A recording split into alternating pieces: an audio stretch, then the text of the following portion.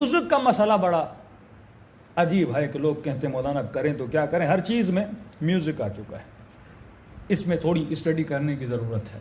فرمایا ہر وہ آواز حرام ہے جو ایسی جگہوں پہ بجائی جاتی ہوں کہ جن کے نتیجے میں محفل مطرب یعنی لہو و لعب کی محفلوں میں وہ آوازیں استعمال کی جاتی ہیں۔ مثال کے طور پہ گانا ہے جو بجایا ہی اس جگہ پہ جاتا ہے جہاں پہ لہو و لعب ہے، شراب کی محفل، ڈانس کی محفل، یا جہاں پہ مکس گیدرنگ میں لوگ ناچتے ہیں، وہ میوزکس جو ایسی جگہوں پہ استعمال ہوتے ہیں وہ حرام ہے۔ لیکن کوئی ایسا میوزک ہے جو ان جگہوں پہ استعمال نہیں ہوتا تو اس کو پھر انسان کو سننے کی اجازت ہے۔ لیکن ایسا میوزک فرماتے ہیں کہ جس کے سننے سے ایک تو یہ کیفیت، اب آپ کو پتہ نہیں ہے کہ یہ میوزک ایسی محفلوں میں بجایا بھی جاتا ہے کہ نہیں جاتا، مجھے کیسے پتہ چلے؟ تو فرماتے ہیں جس کے سننے کے بعد آپ کی کیفیت بدل جائے۔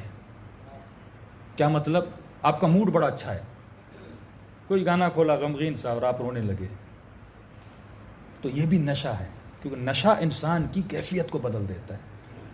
جب انسان شراب پیتا ہے تو ایک سیدھی سادھی کیفیت ہے، لیکن شراب پینے کے بعد یہ بندہ اپنے کنٹرول میں نہیں رہتا، اس کی کیفیت بدل جاتی ہے۔ اسی طرح اگر میوزک تمہاری کیفیت کو بدل رہا ہے، تمہارے ایموشنز پہ اتنا گہرا اثر ڈال رہا ہے کہ اس کے سننے کے بعد تم رونے لگو، یا غمگین ہو، تم نے کوئی گانا چلا اور اس کو سننے کے بعد تم ناچنے لگو، خوش ہو جاؤ، تو یہ تمہاری کیفیت کو بدل رہا ہے۔ تو دوسری نشانی ہے کہ یہ میوزک بھی کیا ہے؟ حرام ہے۔ چلو یہ تو بحث حلال و حرام تھی، اب آتے ہیں طہارت کی طرف۔ فرمایا اگر ساتوں اعضاء کو تم نے پاک کر لیا، یہ تھا چوتھا درجہ، پانچواں درجہ۔ جب ساتوں اعضاء پاک کر لیے، یہ ایمان کے درجہ آتے ہیں کہ مثلا سلمان 10ویں درجے پر تھا، اس درجے پہ اگر انسان پہنچ جائے تو صاحب کرامت بن جاتا ہے۔ اب اعضاء کو بھی پاک کر لیا، آنکھوں سے بھی گناہ نہیں کر رہے ہو، کانوں سے بھی گناہ نہیں کر رہے، زبان سے بھی جھوٹ نہیں بول رہے، غیبت نہیں کر رہے، فساد نہیں کر رہے، شکم میں بھی حلال کا لقمہ ڈال رہے ہو، قدموں کو بھی حرام جگہوں پہ نہیں لے کر جا رہے، ہاتھوں سے بھی کسی پہ ظلم نہیں کر رہے، اعضاء پاک ہو گئے۔ اب پانچواں درجہ یہ نبی فرماتے ہیں کہ ہمارا چاہنے والا لا یعنی چیزوں سے خود کو بچاتا ہے۔ کن چیزوں سے؟ لا یعنی، جیسے آپ کہتے ہیں نا کہ اس کا معنی کیا ہے، جب معنی ہوتا ہے تو مطلب اس کے اندر کوئی مفہوم ہے۔ لا یعنی کوئی بھی معنی و مفہوم نہ ہو۔ رسول خدا ایک جوان کو دفن کرنے کے لیے گئے، ماں بھی اس کے ساتھ تھی، یہاں تک کہ رسول اس کی قبر میں لیٹے، دفن کرنے کے بعد واپس آئے، چند اصحاب تھے، رسول خدا تھے، تو اس جوان کی ماں نے کہا کہ میرا بیٹا تو جنتی بن گیا۔ نبی نے فرمایا تجھے کیسے پتا چلا جنتی ہے؟ کہ یا رسول اللہ آپ اس کی قبر میں لیٹے ہیں۔ فرمایا میں لیٹا ہوں، اللہ بخشے گا، لیکن یہ نہ کہا کرو کہ جنتی ہے، وہ علم صرف پروردگار عالم کو ہے۔ ماں چلی گئی، نبی نے ماں کے سامنے کچھ نہیں کہا، ماں چلی گئی۔ جب ماں چلی گئی تو رسول کی آنکھوں سے آنسو بہنے لگے۔ اصحاب نے کہا یا رسول اللہ آنسو کیوں بہا رہے ہیں؟ فرماتے ابھی دیکھ رہا ہوں کہ ملائک اس جوان پر عذاب کر رہے ہیں۔ یا رسول اللہ یہ تو نیک تھا، یہ تو نمازی تھا، یہ تو واجبات کا پابندی کرنے والا تھا۔ فرمایا سب کچھ کرتا تھا، لیکن اکثر اپنا وقت لا یعنی چیزوں میں مشغول رہتا تھا، یعنی فضولیات میں۔ لا یعنی کا مطلب جس کا کوئی فائدہ نہیں، اپنا وقت اس میں زیادہ سے زیادہ ضائع کرتا تھا۔ اب انسان تھک جائے تو انٹرٹینمنٹ کے لیے 15 منٹ کوئی ڈرامہ دیکھ لیا، 10 منٹ کوئی گیم دیکھ لی، موبائل پہ کچھ کھیل لیا، لیکن اس کے 15 منٹ 2 گھنٹے ہو جائیں۔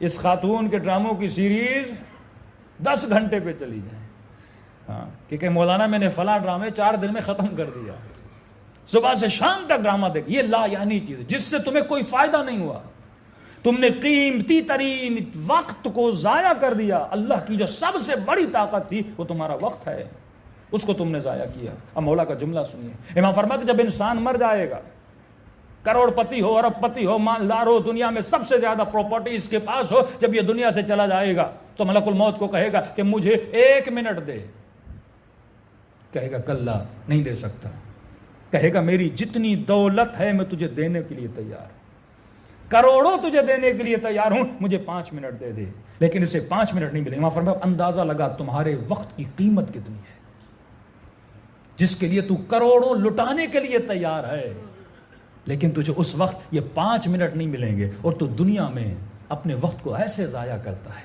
جس کی تمہیں پرواہ نہیں ہے کہ جس وقت سے تجھے جنت بنانی تھی لیکن تو لا یعنی چیزوں میں ضائع کرتا ہے، تو اس کا بھی تجھے عذاب دیا جائے گا، کیونکہ وقت والعصر، خدا اس وقت کی قسم کھا رہا ہے. جب قسم کھائی جاتی ہے تو اس کی اہمیت ہوتی ہے. اور ہمارے وقت کی اہمیت کیا ہے؟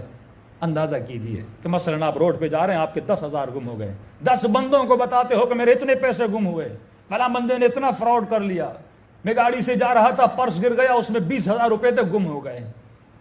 غم کیوں ہو رہا ہے؟ کیونکہ پیسے کی اہمیت ہے.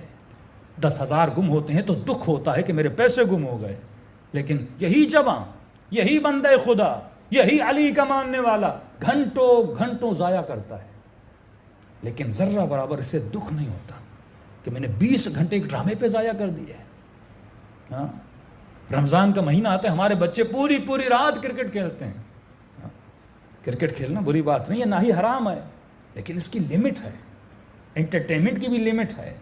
اچھا اس میں بھی ایک شعبہ فزیکل انٹرٹینمنٹ، تو اس میں بھی فائدہ ہے. فٹ بال کھیلے گا، کرکٹ کھیلے گا، کم از کم ایک باڈی رننگ میں آ جائے گی، انسان ورزش کرے گا، باڈی اس کی مضبوط ہوگی. تو آپ بول سکتے ہیں مولانا یہ فضولیات میں نہیں ہے، اس سے مجھے کچھ مل رہا ہے. لیکن آج ہم نے بچے کو موبائل دیا، ٹیبلٹ دیا، یہ موبائل پہ بیٹھ کے مثلا کرکٹ کھیل رہا ہے، فٹ بال کھیل رہا ہے. اس سے اس کے جسم پہ جو نقصانات ہوتے ہیں آپ جا کے ڈاکٹر سے پوچھئے.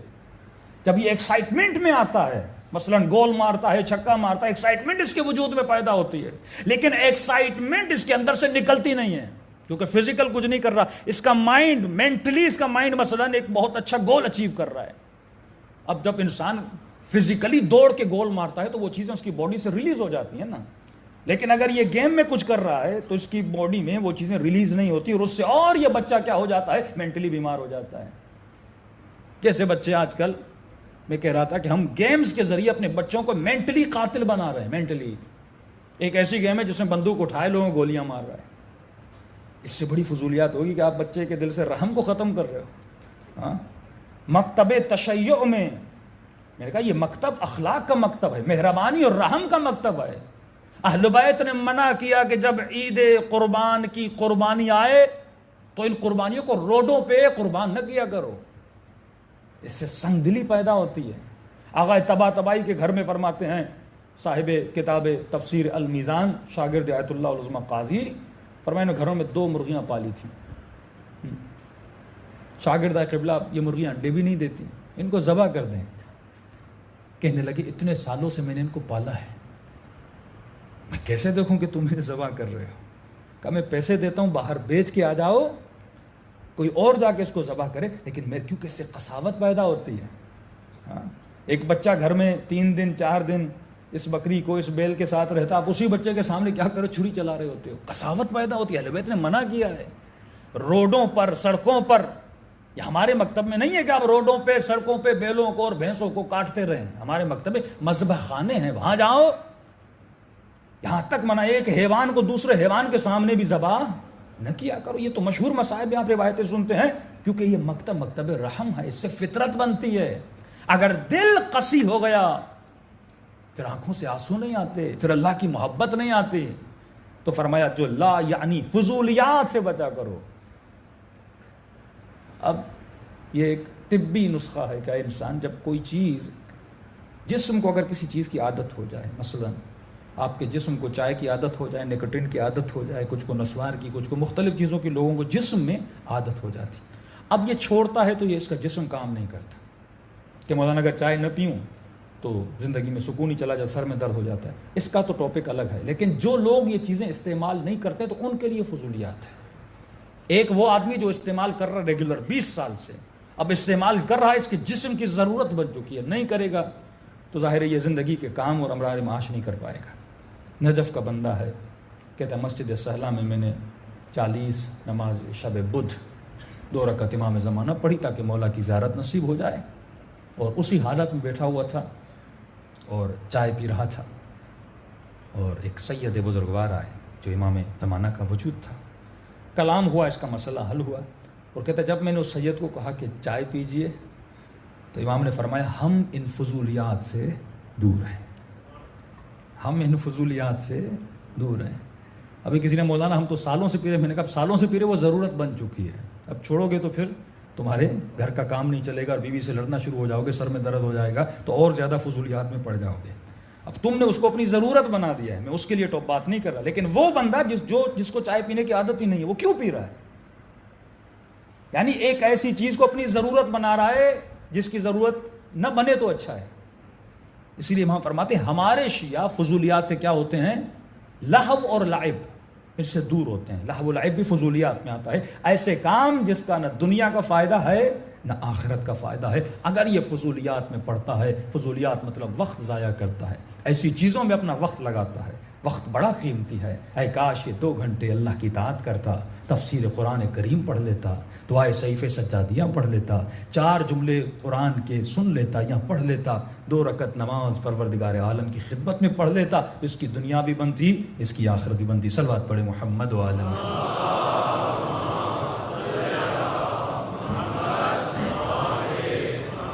وَأَجِّلْ فَرَجَهُمْ۔ تو آج 5ویں طہارت تک اکتفا کرتے ہیں، کل کے اور پرسوں کی مجلس کافی اہم ہوگی، کیونکہ طہارت کے بعد پھر صفات مؤمنین کی باری آئے گی کہ جب آدمی نے خود کو پاک کر لیا، فضولیات سے بچ گیا، اب یہ کون سی صفات اچیو کرنا شروع کرے، کون سی چیزوں کو اپنی عادتوں میں شامل کرنا شروع کرے، اور اس کے بعد پھر آخری درجہ آتا ہے کہ اللہ اس بندے کو صاحب کرامت بنا دیتا ہے۔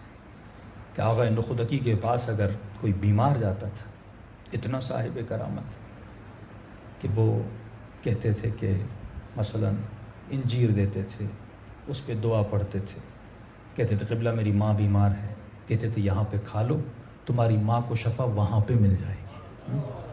یہ بھی تو انسان تھے نا۔ ہاں، کئی واقعات ہیں ان کے، ایک تو لمبا واقعہ، اس میں جاؤں گا تو وقت بہت گزر جائے گا، آج ایک اور مجلس بھی ہے، تو اسی لقمہ حلال پر ہے کہ ایک بہت بڑے افسر کا بیٹا آغا کا دشمن بن گیا، اور اتنا دشمن کہ پسٹل لے کے گیا کہ میں ان کو گولی ماروں، صرف اس لیے انہوں نے مجلس پڑھی، اس کے باپ کو ہدایت ملی، اس نے کہا میں تو شاہ کے پاس کام کرتا ہوں، اور بیٹے کو کہا کہ آج کے بعد نوکری شوکری سب چھوڑ رہا ہوں، تو اس نے کہا بھائی کس مولوی کی باتیں سن کے آئے ہے بابا، ہاں نوکری بھی چھوڑ رہا ہے، گاڑی پروٹوکول سب چلا جائے گا اس مولوی کی وجہ سے۔ ہمارے ایک مولانا انٹیریئر سندھ میں مجلس پڑھنے گئے، وڈیرے نے اسے دعوت دی۔ یہ ایک تأثر جو شیعت میں بنایا گیا کہ مجلس کا مطلب یہ ہے کہ فضائل ہوں اور مصائب ہوں۔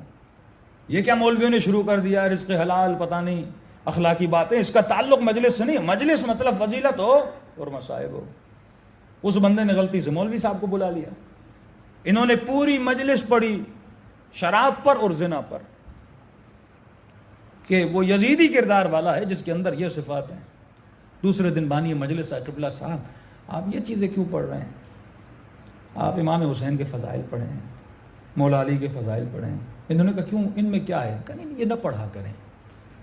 تو بعد میں جب اس نے معلوم کیا بھائی یہ مجھے کیوں روک رہا ہے، کہ قبلہ لوگوں نے اس کو اتنا ٹوکا ہے، کہ کیوں؟ کہ تم نے عجیب مولوی بلایا ہے جس نے تیرے ہی خلاف مجلس پڑھی ہے، تو اپنی بےزتی کروانے کے لیے مولوی کو بلا رہا ہے۔ یہ شراب بھی پیتا ہے اور عیاش بھی ہے، لیکن مجلسیں بھی کرواتا ہے۔ تو کہا تو اپنے خلاف مولوی بلا رہا ہے مجلس پڑھنے کے لیے۔ تو ان کا ایشو یہی ہے، کیونکہ اگر تبلیغ ہوگی مجمع میں کوئی بے نمازی ہے وہ کہے کہ مولانا مجھے کہہ رہے ہیں، اگر کسی میں نشے کیا وہ کہے کہ مولوی مجھے کہہ رہا ہے۔ لیکن اگر مولا علی کی فضیلتیں پڑھتا رہوں تو آپ کو کوئی مسئلہ ہی نہیں ہے نا، یہ مولا کی فضیلت پڑھ رہا ہوں نا۔ لیکن اگر مولا کا شیعہ بننا ہے تو فضیلت تجھے اپنے اندر پیدا کرنی ہوگی۔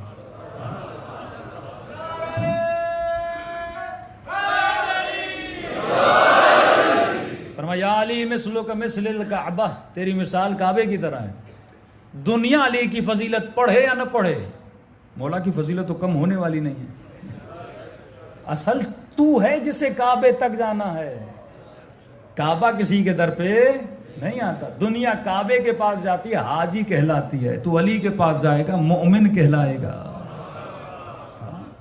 تو خود کو وہاں تک پہنچا۔ اب مولا کی فضیلت پڑھنے سے مجھے تو کچھ نہیں ملنے والا نا، ایمان تر و تازہ ہوتا ہے، خوشی ہوتی ہے کہ میں اس امام کا ماننے والا ہوں جو اتنی فضیلت والا ہے، لیکن تھوڑی خوشی مولا کو بھی تو دے نا۔ تو مولا کو خوشی کب ہوگی؟ جب مولا یہ فخر کرے یہ میرا شیعہ ہے۔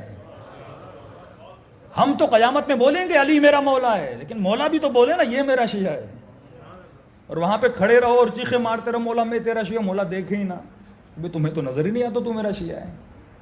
لیکن جب سلمان آئے گا تو علی سینے سے لگائیں گے، جب حبیب آئے گا تو علی فخر کریں گے، اور آئے گا تو حسین فخر کریں گے۔ یہ مقام ہونا کہ قیامت کے دن سرخرو بنو۔ اے انسان وہ کب بنے گا جب اپنے وجود کو طاہر بنائے گا۔ چھوٹی چھوٹی چیزیں ہیں، چھوٹی چھوٹی چیزیں ہیں، لیکن انسان عمل نہیں کرتا۔